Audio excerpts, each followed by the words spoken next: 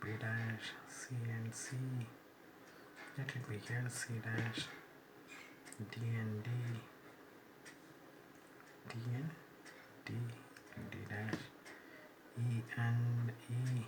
This is E dash not properly written, okay, maybe because of that, okay. So this will be somewhere here, very close to that point. This is D, this is E, this is F,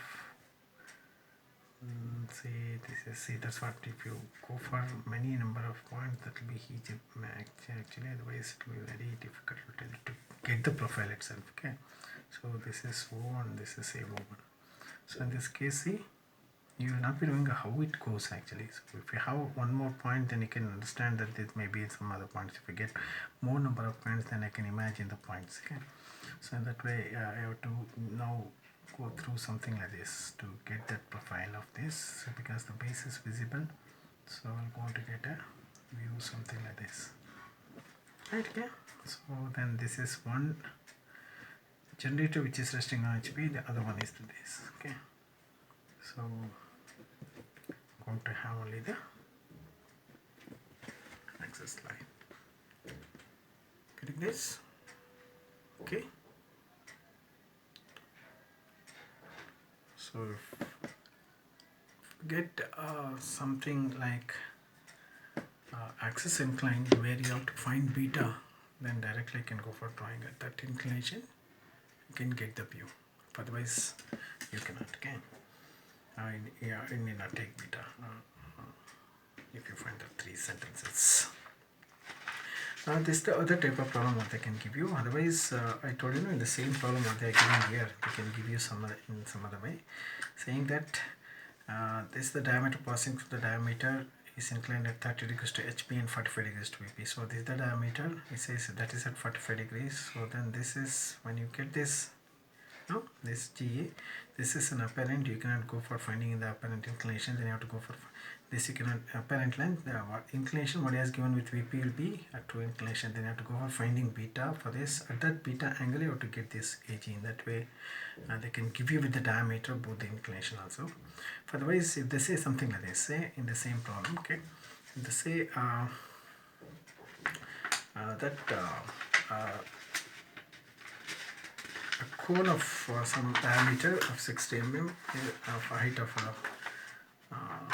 80 mm is resting on one of its points on the circumference, such that a diameter passing through the point on which it rests is inclined at 30 degrees of say some degrees, okay, 45 degrees or 30 degrees to HP, 30 degrees to HP, and the diameter opposite to the diameter is inclined at 45 degrees. So now this diameter opposite to this GA, which is inclined now with HP, will be this. So perpendicular to the diameter is nothing but this DJ. So that is in the true length. If they say that is inclined at 45 degrees, just you can turn that 45 degrees. So in that case, you need not go for taking beta. Whereas if they say the same diameter, the diameter passing through the point on which it rests is inclined at 30 degrees to HP and 45 degrees to VP. Then when you incline this at 35 degrees, so that will be apparent. Then you cannot take that this length inclined at the same inclination what is given, because this becomes apparent. You have to go for rotating this line with beta. So find out beta. So at that beta I have to redraw this. Then you can construct this in the same way. You can go for drawing with it, right? Okay. So the last problem that the type in this they can give you is freely suspended. Again, the freely suspended will be similar to pyramid. When you freely suspended about any point, it will go to on a circumference, it will go off the base. At any point, it will see that the point of suspension and a point which is 1/4 from the axis, that will become a vertical line, right? Okay, when it's passing through. So similar to pyramids. So to say, if you find a problem something like this, a cone of 60 mm diameter and a height of 80 mm is freely suspended about a point on the circumference, and the axis is inclined at 45 degrees to VP or 30 degrees to VP. So again, in this case, only the axis inclination with VP will be given, because when you freely suspend, automatically the axis will going to incline with HP. right? Okay, so in that case I'm not going to give you the axis inclination. Even in that case the same procedure, go for drawing this. So in this case better to draw this to rest on its vertex, similar to what I said in case of the pyramids, resting on the apex. So something like this. So in this case you can rest this on this vertex, similar to that, because there will not be any confusion when you rotate. So we'll just take only the 4 points now. So but I want you to use A, B, C, D. I want you to use minimum 12 points, okay, when you draw.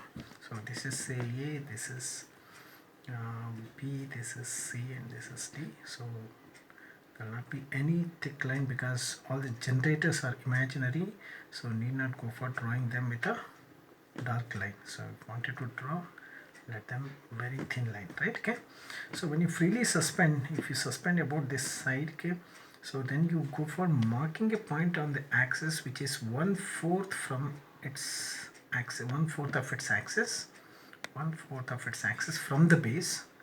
So join this line, okay, so this line should be perpendicular, so draw it very well above, so that this C and this point, okay, so the same length what you mark here, that point should be a vertical line, that becomes always vertical. So taking this, that point to this B and C to B here, I can get that point B now.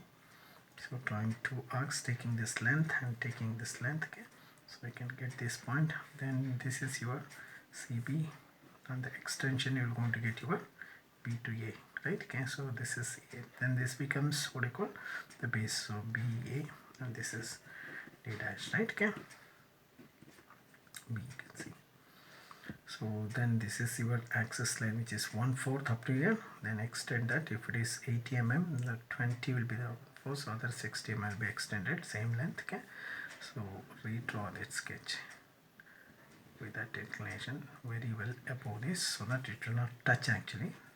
Okay, so once you project all these points now, so this is O, so project all the points, okay, all the 12 points. So then this becomes A, B, C and D. Don't join only with the 4 points. I tell you, you have to get that 12 points what I said now. So then only you can, otherwise you can join in any way, okay. If you get that point, it will be very easy for you. So get all the 12 points what you'll be marking, as I did in this case of the first problem. So in this case the base is nearer to you compared to this vertex, then I can go for completing the base with a thick continuous line. Solve again. So from this O, a tangential to the outermost curve. See, it is touching here, not at any point, okay.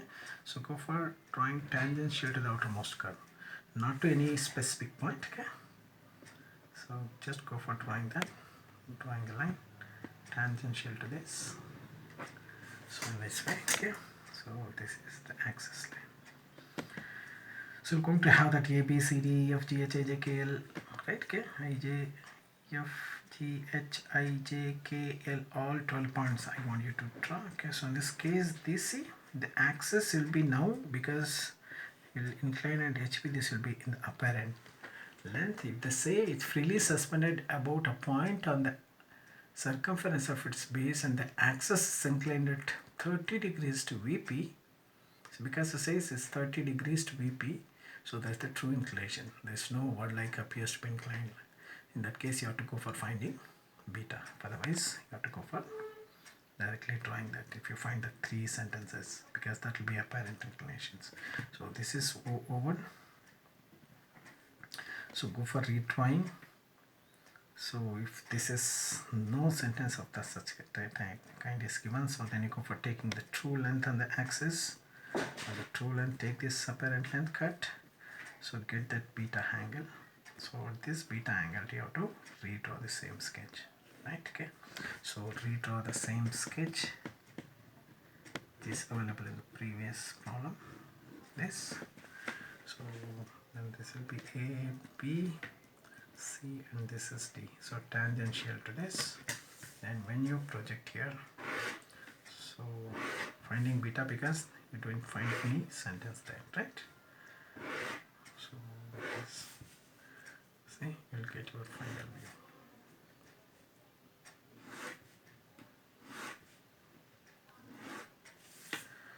So this is A and A, this is B and B, this is C and C, C dash, right? Okay, C dash, A dash, B dash, C dash, and this is D dash. So in this case, you can draw in any way, like this or like this, like this. If you have more number of points, then it will be easy for you to draw. That's why I told you to take all the 12 points, get the 12 points. Okay, so then this is 1 and this is some area will be okay, this will be 1 so in that case, now because the base is near to you, you can complete that base. If you have more number of points, it will be easy for you to draw this curve. Okay, I'm telling you again, don't take that 4 points. Just for me to simplify this, to reduce the time I have taken, but I want you to take them minimum 12 points. So we'll be happy if you take 32 points, because then you're going to have more number of points closer by, then you can easily draw, because this should be drawn in freehand. So if you have more number of points, not on the line, see, not on that particular line, but it should be very smooth curve, getting this view. So only this type of problems you can expect in the exam. Okay, so this all is fine with testing on one of its generators on HP, saying the axis is inclined, or the base is inclined, or the diameter passing through that is inclined with same diameter inclined to VP, or the diameter perpendicular to this is inclined. In that case, you need not find beta, whereas if you take the diameter, same inclination is given with VP, then you have to go for finding BT. Vertex height is given. If vertex height is given, taking that length you have to cut and you have to redraw. That way you can find some 6-7 different types of problems in the exercise I want you to try. Okay, so this is freely suspended. So that completes projection of cones. Okay, the next part I will go for tetrahedron and tetrahedron has specific problems, because tetrahedron is nothing but a four-sided surface, so it's nothing but actually triangular pyramid having all its surfaces same. If the base is the triangle, equilateral triangle, even the lateral surface of the triangular surfaces in triangular pyramid will be same as the base. So then that becomes the tetrahedron. Whereas in hexahedron is nothing but the square prism. So in that case, in the square prism will go to a top and end face. The two faces will be square, whereas the other will be a rectangular surfaces. Instead of rectangular, we're going to have the same square in even the four sides what we have. Okay, four lateral surfaces. Then we're going to have totally 6 equal surfaces. That's why they call it as hexahedron. So this is tetrahedron, triangular pyramid, tetrahedron. If you have same base as your triangular surfaces, all the 3 triangular surfaces in the triangular pyramid, that will call as tetrahedron. All conditions that will be given will be same in case for tetrahedron, whereas in case of hexahedron, 1 or 2 will be different. I will just explain in the next class.